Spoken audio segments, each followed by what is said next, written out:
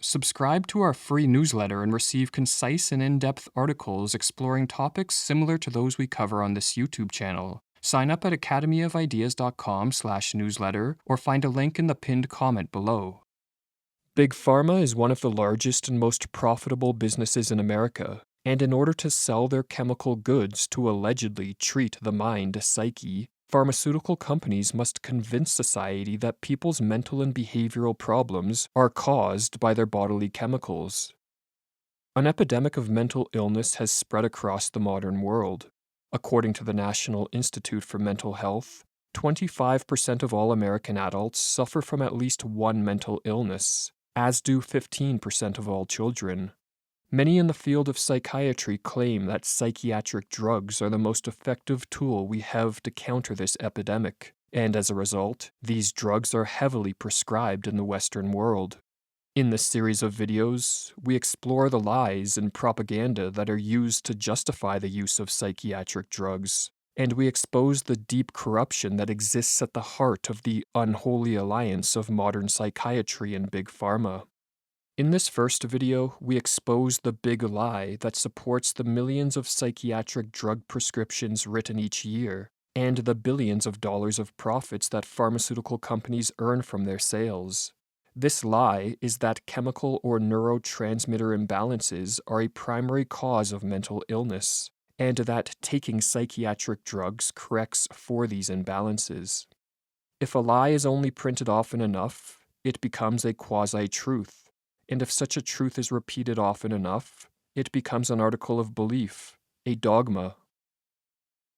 In the late 19th century, psychiatry suffered low status among the medical professions. There were few generally agreed upon treatments for mental illness, and while medical doctors were rapidly improving their capacity to understand and treat the disorders of the body, psychiatry was relatively stagnant with respect to understanding the disorders of the mind. The fate of psychiatry changed, however, when the German psychiatrist Emil Kraepelin put forth a bold and revolutionary theory. Kraepelin hypothesized that mental disorders such as depression, anxiety, and schizophrenia are the result of underlying physical pathologies in the brain and body. Kraepelin's theory caught on like wildfire as it aligned with materialism, the dominant scientific paradigm at the time. Materialism is a philosophical position which claims that matter is the primary sole and fundamental element of reality, and that our mind is an emergent property of, and reducible to, the interaction of material parts of our brain. In aligning psychiatry with the materialist position, and hence the scientific community at large, Kraepelin's theory radically improved the status of psychiatry. Kraepelin became the founder of modern psychiatry, and the widespread acceptance of his theory ushered in a wave of experimental psychiatric treatments targeting the brain and bodily malfunctions believed to underlie mental illness. In his book Cracked, Why Psychiatry is Doing More Harm Than Good, James Davies writes, "In the 1920s, these treatments included surgically removing parts of the patient's body, their teeth, tonsils, colons, spleens, and uteri, injecting patients with horse serum, using carbon dioxide to induce convulsions and comas, injecting patients with cyanide, and giving them hypothermia. Another treatment was malaria therapy, injecting the patient with the malaria parasite in the hope that the high temperatures malaria produced would kill the virus then thought responsible for mental disease. Many patients failed to recover from the malaria disease." The ineffectiveness of these early 20th century treatments did not stop psychiatrists from developing new experimental treatments. In the 1930s, insulin shock therapy was invented, which involved giving patients high doses of insulin that would trigger intense seizures and place the patient in a coma.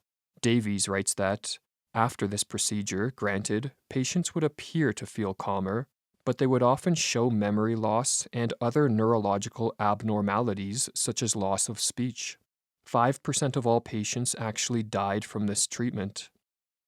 In the 1940s, lobotomy, or the surgical removal of parts of the brain thought to be responsible for mental disorders, was invented, and by the 1970s 1 million people in the United States had been lobotomized. Another treatment which grew in popularity in the 1940s was electroconvulsive therapy, or ECT, which involved administering electric shocks to the brain of a depressed patient in order to induce severe seizures. In the words of Davies, all these outlandish and barbaric treatments won impetus and legitimacy from psychiatry's enduring conviction that there must be a physical basis for mental disorder. This originated with Kraplin's assumption: if our emotional maladies are biologically caused, then the body is where our efforts must be directed. After half a century of experimenting with psychiatric treatments that not only proved ineffective but often harmed, handicapped, or killed patients, the field of psychiatry faced a crisis. General medicine was advancing via revolutionary breakthroughs such as the first organ transplants and blood transfusions, as well as the discovery of antibiotics and insulin. Psychiatry, in contrast, had found little success within the materialist paradigm that dominated scientific discourse. This all changed in the 1950s with the development of the first generation of psychiatric drugs. Prior to the 1950s, sedatives and stimulants were commonly prescribed in psychiatric institutions to subdue and control a psychotic or heavily depressed patient. However, psychiatrists were not publicly open regarding how they were using these drugs. Official reticence about the old drugs conveys the impression that they were a source of embarrassment, writes the British psychiatrist Joanna Moncrief.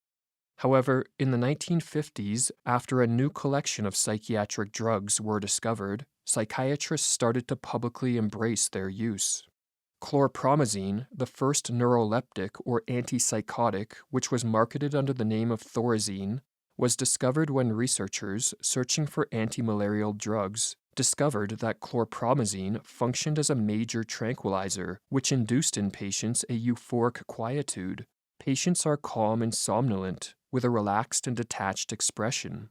The first anxiolytic or anti-anxiety drug was a minor tranquilizer which was discovered by researchers searching for a drug to treat gram-negative microbes, while the first antidepressant was a psychological stimulant that was discovered by researchers searching for a drug treatment for tuberculosis.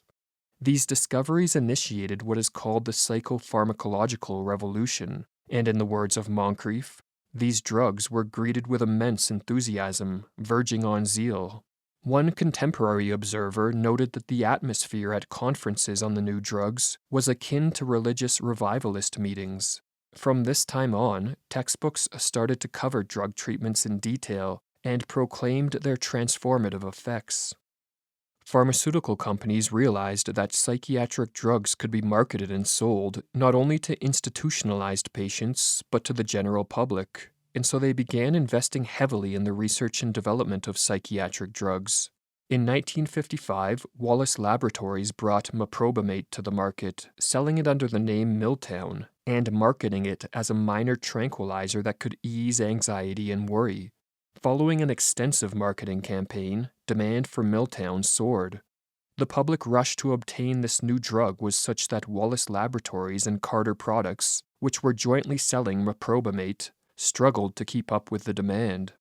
Following the success of Milltown, in 1963 the drug maker Hoffmann La Roche brought Valium, the first benzodiazepine, to market.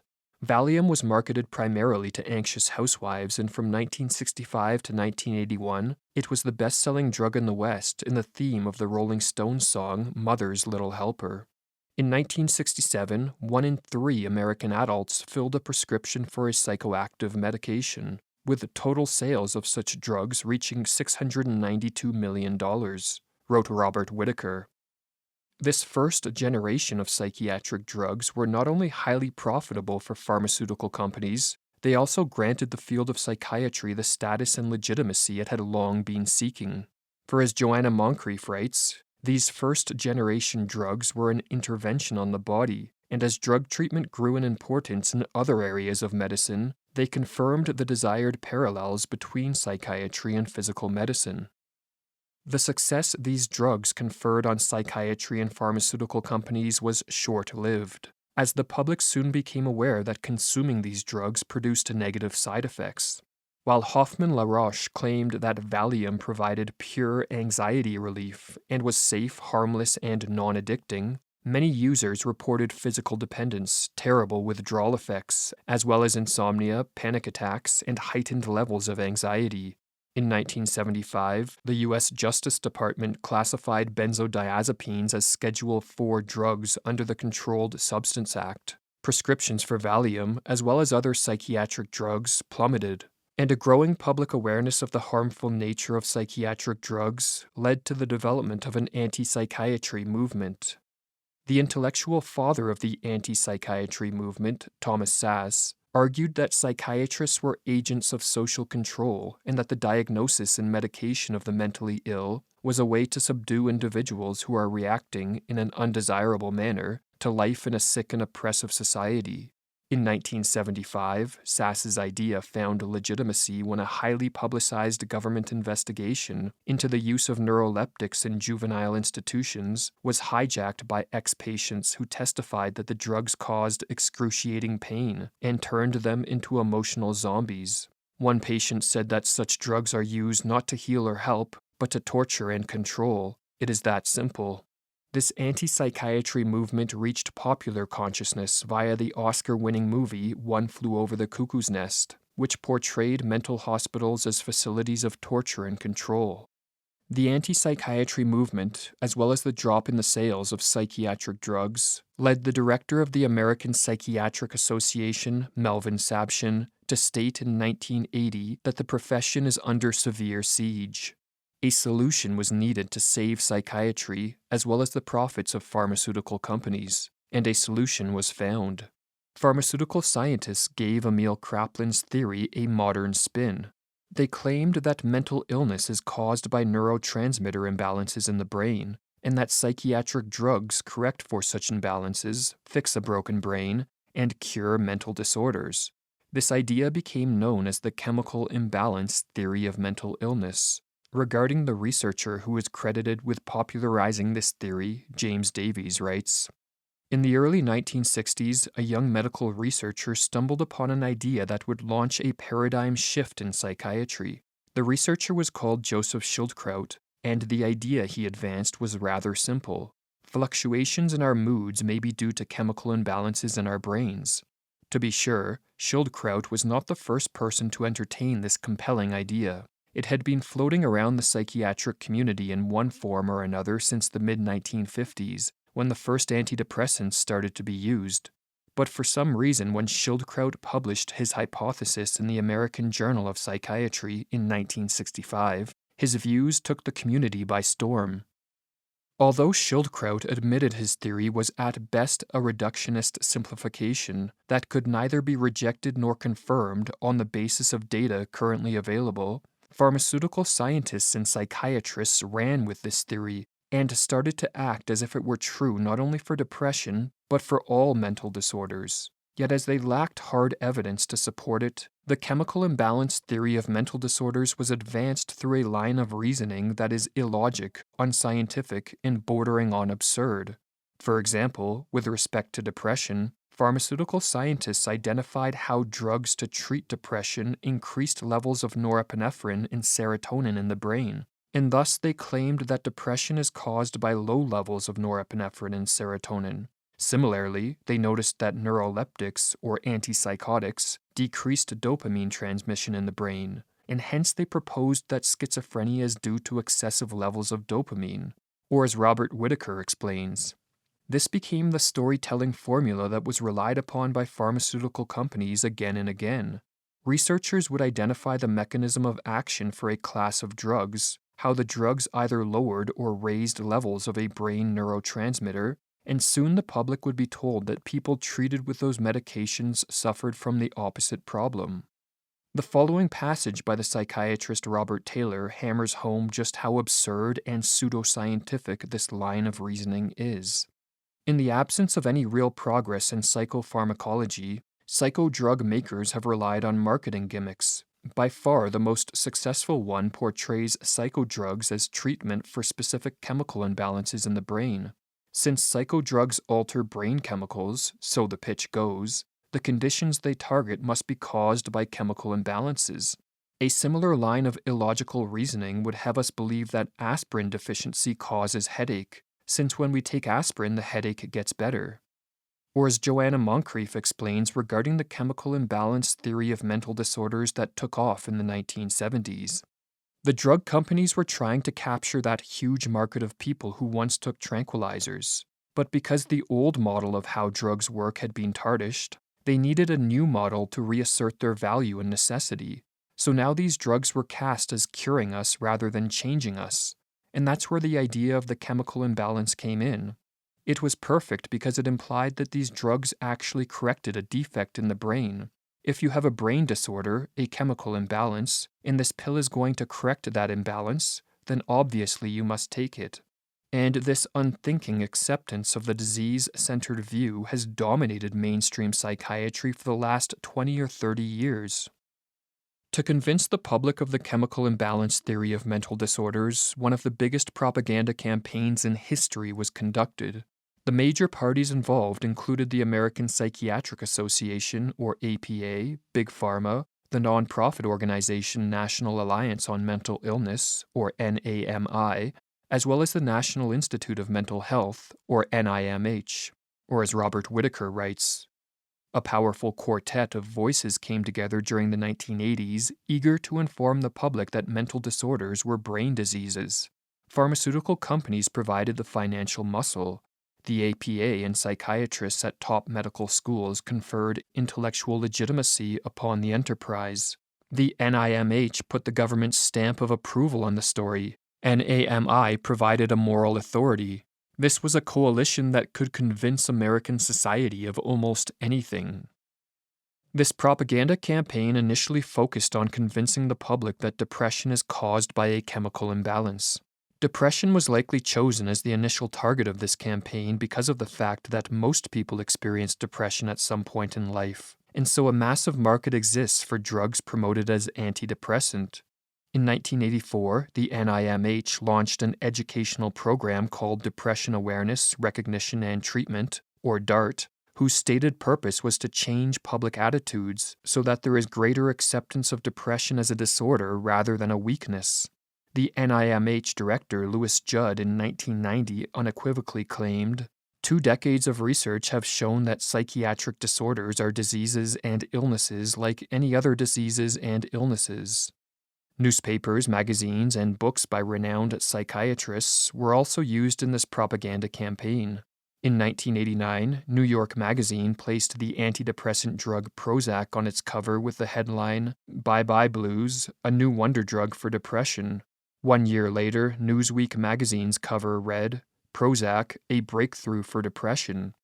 In the same year, one of America's most famous science writers at the time, Natalie Angier of the New York Times, wrote that antidepressants work by restoring the balance of neurotransmitter activity in the brain, correcting an abnormal excess or inhibition of the electrochemical signals that control mood, thoughts, appetite, pain, and other sensations. In 1993, the Brown University psychiatrist Peter Kramer published the book Listening to Prozac, which spent 21 weeks on the New York Times bestseller list, and in which he stated that Prozac was making some patients better than well, and ushering in a new era of cosmetic psychopharmacology. The United States was not the only country to spread Big Pharma's propaganda. The Royal Colleges of Psychiatrists in the UK set up a Defeat Depression campaign, which was funded by the pharmaceutical company Eli Lilly, the makers of Prozac.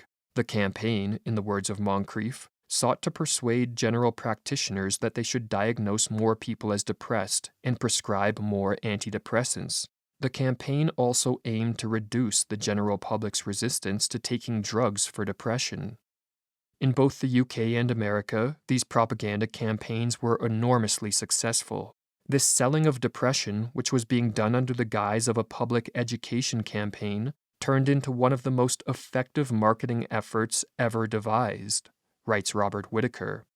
Between 1992 and 2002, the number of prescriptions issued for antidepressants in the UK increased by 235%.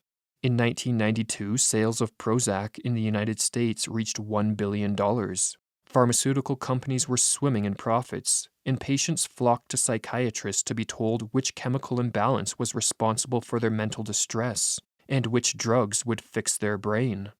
The widespread acceptance of the chemical imbalance theory gave the field of psychiatry the legitimacy it was looking for, for as the psychiatrist David Healy explained, it set the stage for psychiatrists to become real doctors. Or as Robert Whitaker writes, doctors in internal medicine had their antibiotics, and now psychiatrists could have their anti-disease pills too. The problem with this public relations campaign is that the chemical imbalance theory that was sold to the public is false. It is a big lie. Many professionals in the public have been falsely convinced that biochemical imbalances in the brain drive mental suffering, such as the serotonin theory of depression or the dopamine theory of so-called schizophrenia. Yet the evidence for any biological basis for psychiatric disorders is utterly lacking. Or as the psychiatrist Joanna Moncrief echoes in the introduction to The Myth of the Chemical Cure, this book exposes the traditional view that psychiatric drugs target underlying diseases or correct chemical imbalances as fraud. It traces the emergence of this view and suggests that it was adopted not because there was any evidence to support it, but because it served the vested interest of the psychiatric profession, the pharmaceutical industry, and the modern state.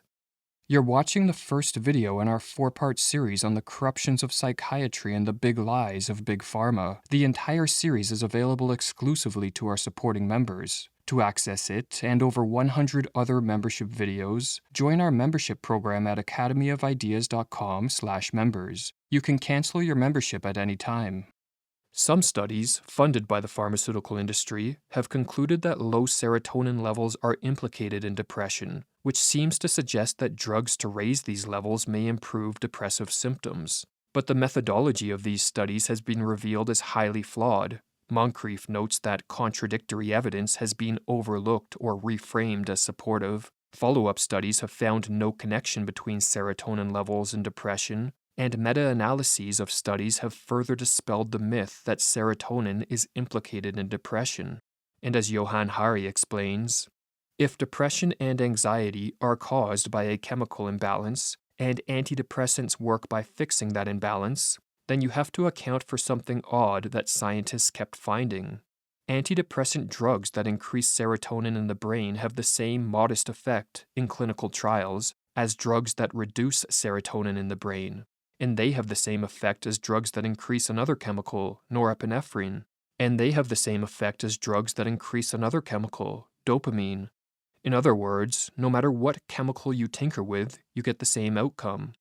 Or as Nasir Gami, a psychiatrist and neuroscientist at Novartis Institute, one of the largest pharmaceutical companies in the world, explains, our best-selling psychopharmacology textbook consists of pure speculations presented as pretty pictures, which we mistake for science. We have a huge amount of neurobiology research now to conclude that neurotransmitter theories of psychopharmacology basically are false. The dopamine and serotonin hypotheses of schizophrenia and depression are wrong. One of the problems with studies that seek to prove the chemical imbalance theory of mental illness is that we possess no real understanding of how neurotransmitter levels influence or impact human experience. Furthermore, neurotransmitter levels in the brain are constantly fluctuating, and there is no agreed-upon standard of what constitutes healthy levels. As there is no known normal balance of neurotransmitters, there is no way to know what an imbalance would look like, and no way to test if a brain is chemically imbalanced. Or as the professor of psychiatry at Northwestern University Hospital, David Kaiser, writes, patients have been diagnosed with chemical imbalances despite the fact that no test exists to support such a claim, and there is no real conception of what a correct balance would look like. Yet conclusions such as depression is a biochemical imbalance are created out of nothing more than semantics and the wishful thinking of scientists and psychiatrists, and a public that will believe anything now that has the stamp of approval of medical science. While the chemical imbalance theory of mental disorders is what the Professor Emeritus of Psychiatry Ronald Pies called an urban legend, this theory continues to be widely promoted as an undisputed truth by the psychiatric industry, big pharma, government agencies, and the mainstream media.